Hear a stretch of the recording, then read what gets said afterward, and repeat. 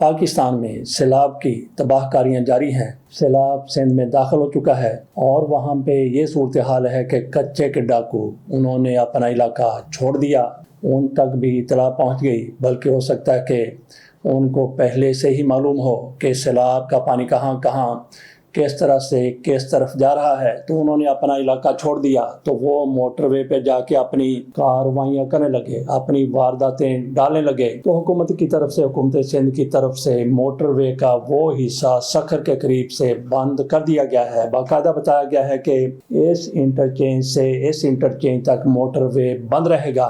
ادھر سے ادھر جانے والے، ادھر سے ادھر آنے والے ان انٹرچینجز کو کیسے کراس کریں گے، یہ بہت بڑا سوال ہے۔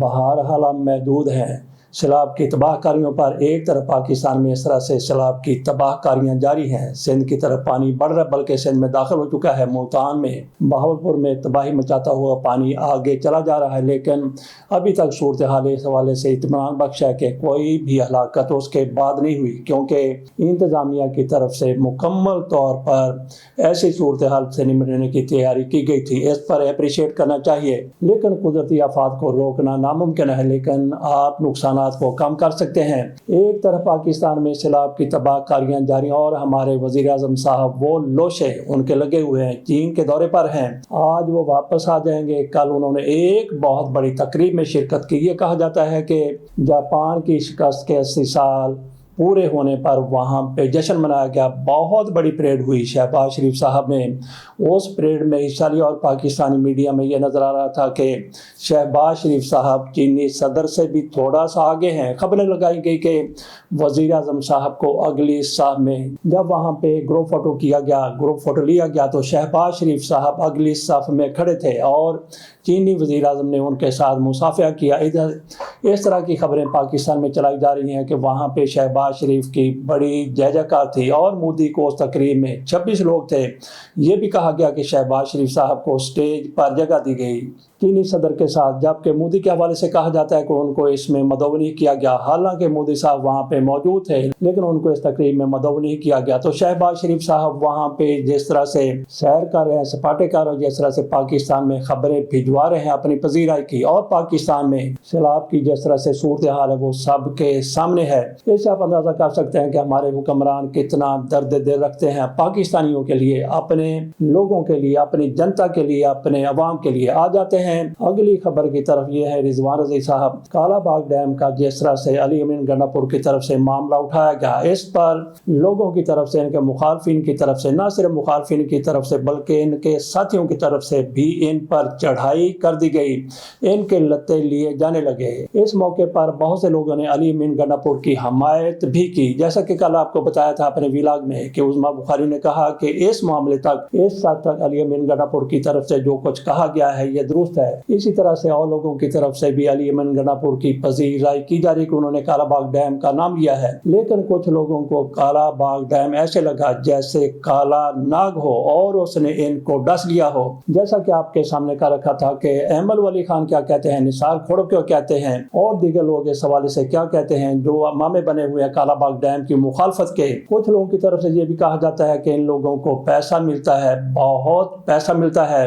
مدثر اقبال بٹ صاحب کی طرف سے اس پر ایک ویلا کیا گیا ہے، اس کے چند ایک جملے آپ کو سناتے ہیں اور اس کے بعد پھر رضی دادا کی بات کریں گے۔ انہوں نے سمجھ لیا تھا کہ پی پی پی بھی تحریک انصاف کی طرح، پی ٹی آئی کی طرح ماڑی ہے، کمزور ہے، ان کو بھی جو مرضی کہہ لو، یہ کچھ کرنے والے نہیں ہیں، لیکن پیپلز پارٹی والے جس کے پیچھے پڑ جائیں، اور شہباز شریف صاحب کی توتی میں پیپلز پارٹی ایک جان کی حیثیت رکھتی ہے، تو ان کو یہ نہیں پتا تھا رضی دادا کو کہ یہ کس حد تک چلے جائیں گے، اور رضی دادا نے جو بیان دی۔ میرا خیال ہے کہ پہلے آپ کے سامنے مدثر اقبال بٹ صاحب کا بیان رکھ دیتے ہیں۔ اللہ کھاگا کہ کالا باغ ڈیم دے حوالے کل تے پرسوں تواڈے سامنے کچھ فیکٹس رکھاں گا، یہ ثابت کراں گا کہ کالا باغ ڈیم ساری قوم لئی کیوں ضروری ہے۔ یہ نال یہ اتنے ہونے والے اعتراضاں دا رد بھی کراں گا، تے یہ بھی دساں گا کہ جڑے لوگ کالا باغ ڈیم کی مخالفت کر رہے ہیں انہوں دے پیچھے در حقیقت ہے کون۔ ایک معروف صحافی دی تحقیق بھی پیش کراں گا جنہیں آکھیا سی کہ کالا باغ ڈیم کی مخالفت کرنے والے در حقیقت انڈین ایجنسیاں دے ٹاؤٹ تے وظیفہ خار نے۔ اور بھی بہت ساری گلاں نے، انہاں گلاں دے نال نال کالا باغ ڈیم کی مخالفت کرنے والے ہر شخص نو میں اوپن چیلنج کردا ہاں کہ وہ کسی بھی فورم اتنے دلیلاں رائی ਮੇਰੇ ਨਾਲ ਮੁਕਾਲਮਾ ਕਰ ਲਵੇ। ਮੈਂ ਸਾਬਤ ਕਰਾਂਗਾ ਕਿ ਕਾਲਾਬਾਗ ਡੈਮ ਦੇ ਮਾਮਲੇ ਉੱਤੇ ਸਿਰਫ ਔਰ ਸਿਰਫ ਬੇਗੈਰਤੀ ਤੇ ਹਰਾਮਜ਼ਦਗੀ ਕੀਤੀ ਗਈ ਹੈ। ਮੈਨੂੰ ਜਿੱਥੇ ਆਖੋ ਮੈਂ ਉੱਥੇ ਜਾ ਕੇ ਪੰਜਾਬ ਦਾ ਮੁਕੱਦਮਾ ਲੜਨ ਨੂੰ ਤਿਆਰ ਹਾਂ। तो आपने सुन लिया कि वो कहते हैं कि कालाबाग डैम के हवाले से क्या किया गया है। दो अल्फाज उन्होंने इस्तेमाल किए हैं, हम उनको दोहराना नहीं चाहते, दोहराने में वैसे हर्ज भी नहीं है। इसी तरह से उन्होंने रज़ी दादा की भी हमायत की है। रज़ी दादा साहब के जो सियासी मामलात हैं, जो सियासी नज़रियात हैं, उनसे बिल्कुल मुत्तफ़िक नहीं हैं। उनके वीलाग आते हैं, उनके प्रोग्राम आते हैं, कभी भी इस वजह से नहीं सुना कि वो इमरान खान के हवाले से जो बात करते हैं, वो तहरीक इंसाफ के हवाले से जो बात करते हैं और जिस तरह से मुस्लिम लीग नून की वो पजीराई करते हैं, हमारा उनके नज़रियात के साथ इख्तलाफ है। इस वजह से उनके वीलाग हम सुनने से गुरेज करते हैं। लेकिन जहाँ वो हक की बात करते हैं, सच की बात करते हैं, तो हम उनके साथ खड़े हैं। जैसा कि कालाबाग डैम के हवाले से उन्होंने अली अमीन गंडापुर ने जो कुछ कहा है, उस हवाले से उन्होंने बात की है।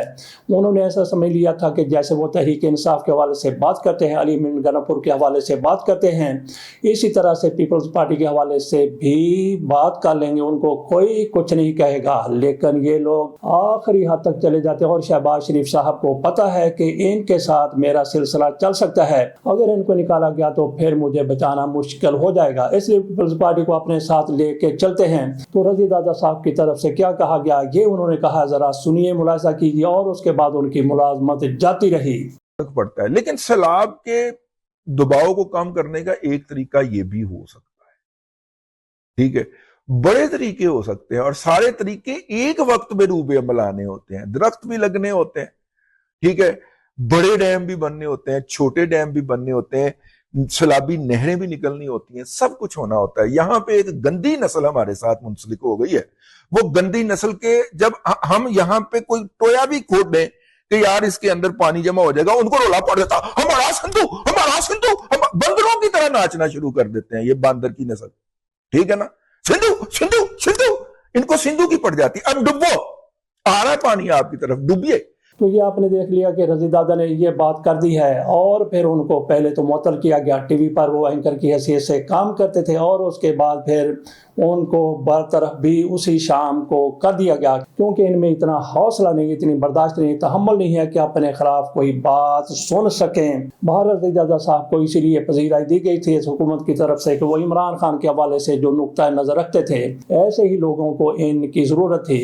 ख्वाजा आसफ साहब की तरफ चलते हैं, लगता है कि उनके दाने मुक गए हैं, उन पर इधर से भी तनकीद हो रही है, उधर से भी तनकीद हो रही है, सारे के सारे टाउट उनके पीछे पड़ गए हैं। टाउट से हमारा मतलब ये है कि रजीम को जो जायज करार देते हैं, जो रजीम के साथ खड़े हुए, इसके अलावा हर किसी की वो मुखालफत करते हैं, तो सब की तरफ से ख्वाजा आसफ पर चढ़ाई कर दी गई है। ये भी सुना गया है कि ख्वाजा आसफ साहब भी चीन जा रहे थे, उनका भी नाम उन लोगों में शामिल था जो चीन के दौरे पर शहबाज शरीफ के साथ जाने वाले थे, लेकिन आखिरी 1-2 दिन में उनको बताया गया कि बस भाई बस, आपकी जरूरत वहाँ पे नहीं है। तो ख्वाजा साहब बैठे रह गए। नुसरत जावेद साहब की तरफ से कहा गया है कि जिसको खुड्डे लाइन लगाना हो उसको फिर वजीर दिफा बना दिया जाए। हमें पता है कि वो खट्टर साहब जिनका ताल्लुक खैबर पख्तूनख्वा से है, इमरान खान ने उनको, या तीली भी उनको लोग कहते हैं, इमरान खान ने उनको वजीर दिफा बनाया था, और लगता है कि वो सिर्फ दफ्तर जाने तक ही वजीर दिफा थे। इसी तरह से ख्वाजा आसफ साहब भी हैं, लेकिन ये भी काबिल कबूल नहीं रहे। जिस तरह जावेद चौधरी साहब की तरफ से इनको शर्म दिलाई गई है, जिस तरह से नुसरत जावेद इनके हवाले से बात कर रहे हैं, और जिस तरह से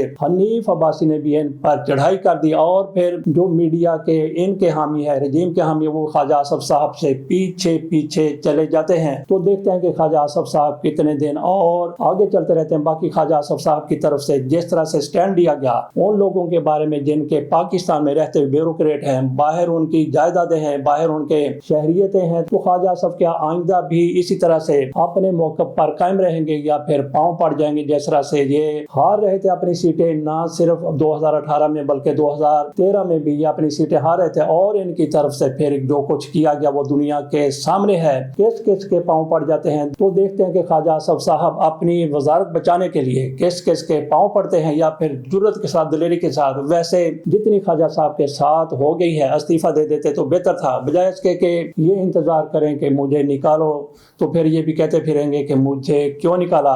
तो मरियम नवाज शरीफ साहब صاحبہ کے حوالے سے بات کر لیتے ہیں کہ یہ سیلاب یہاں پہ ہے، یہاں پہ تباہی ہو رہی ہے، وہاں پہ چلی جاتی ہیں. اور تصویروں کے معاملے میں جو مریم نواز شریف صاحبہ کے حوالے سے کہا جاتا ہے وہ بھی آپ کو معلوم ہے. کہا جاتا ہے کہ ان کی طرف سے یہ باقاعدہ کہا گیا ہے ان کی حکومت کی طرف سے کہ کوئی بھی تنظیم جو وہاں پہ امداد لے کے جائے، ڈبوں پر، بستروں پر، جو بھی چیز ہے، برتنوں پر، ہر جگہ پہ مریم نواز شریف صاحبہ کی تصویر ہوگی تو یہ سامان آگے تقسیم کیا جائے گا. ہو سکتا ہے کچھ لوگوں کی طرف سے ایسے ہی ان کی مخالفت کی جا رہی ہے، اور یہ بھی سامنے آیا کہ تصویر کے اتنے زیادہ یہ لوگ رسیاں ہیں کہ ایک مسجد میں بھی تصویر لگوا دی گئی. اس پر مریم نواز شریف صاحبہ کی طرف سے کہا گیا کہ نوٹس لیا جائے، اور نوٹس لے لیا گیا، جبکہ ایسے معاملات پر فوری طور پر بندے کو معطل کیا جاتا ہے، لیکن ایسی کوئی معطلی سامنے نہیں آئی. اب یہ ہمارے سامنے اشتہار ہے، عید میلاد النبی کے حوالے سے اشتہار ہے، بہت خوبصورت اشتہار ہے، لیکن اس میں بھی مریم نواز شریف صاحبہ کی طرف سے اپنی تصویر ٹھوک دی گئی ہے. اس سے اندازہ کیا جا سکتا ہے کہ کتنا زیادہ اپنے چچا کی طرح ان کو شوق ہے. وہ بھی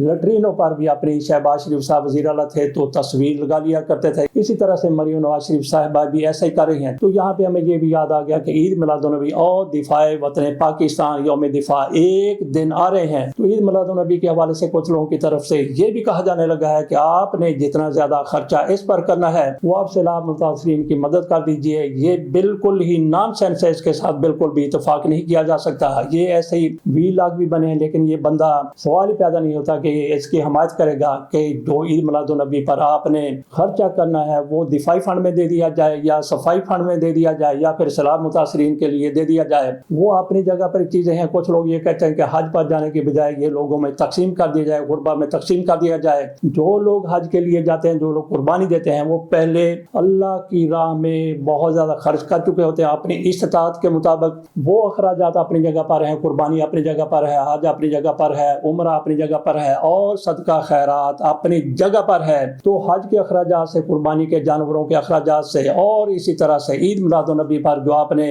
اخراجات کرنے ہیں ان کو روک کر آپ کس طرح سے کہہ سکتے ہیں کہ کوئی خدمت خلق کر دی جائے؟ خدمت خلق سے کوئی بندہ اختلاف نہیں کر سکتا، لیکن وہ الگ معاملہ ہے اور یہ الگ معاملہ ہے. تو کالا باغ ڈیم کے حوالے سے کتنی زیادہ تکلیف ہو رہی ہے. کل اسد کیسر کی طرف سے بیان آیا تھا کہ کالا باغ ڈیم کے حوالے سے علی امین گڈاپور جو کہہ رہے ہیں وہ پالیسی ہماری نہیں. اسی طرح سے سلمان اکرم راجہ کی طرف سے بھی آج کہہ دیا گیا کہ یہ ان کا ذاتی خیال ہو سکتا ہے، یہ تحریک انصاف کی پالیسی نہیں. اور پھر کنڈی صاحب بھی، انہوں نے بھی کنڈلی مار لی ہے، ان کی طرف سے بھی یہ کہا گیا ہے کہ علی امین گڈاپور وضاحت کریں کہ انہوں نے یہ کیوں بیان دیا ہے. علی امین گڈاپور کی طرف سے یہ نہیں کہا گیا کہ کالا باغ ڈیم بنا دیا جائے. اگر وہ کہہ دیتے تو ہم ان کے ساتھ کھڑے ہوتے، بہت سے لوگ ان کے ساتھ کھڑے ہوتے. انہوں نے محض یہ کہا تھا کہ اس پر اتفاق کے رائے ہونا چاہیے، سب کو اس پر متفق ہونا چاہیے، آئیں بیٹھیں اس پر ڈسکس کریں، اس پر بات کریں، کیونکہ کالا باغ ڈیم اگر ہوتا تو اتنی زیادہ تباہی نہ ہوتی. لیکن اس پر علی امین گڈاپور کے اس بیان پر بہت سے لوگوں کی دم کو آگ لگ گئی ہے، اور ان میں ایک فیصل کریم کنڈی صاحب بھی ہیں.